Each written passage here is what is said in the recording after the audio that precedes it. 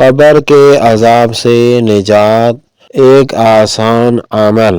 رسول اللہ صلی اللہ علیہ وسلم نے فرمایا، ایک شخص کا انتقال ہو گیا، اسی سے سوال ہوا قبر میں، کیا آپ کے پاس کوئی نیکی ہے؟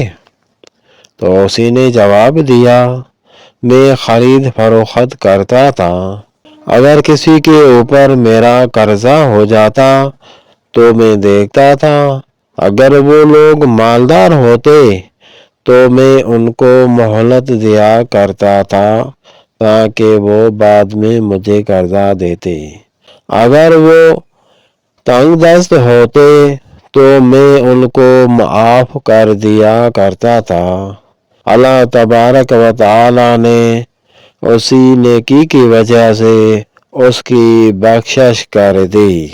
اللہ کے بندوں کے ساتھ بھلائی کرو، ان پہ رحم کرو تو اللہ تبارک و تعالی تمہیں معاف کر دے گا۔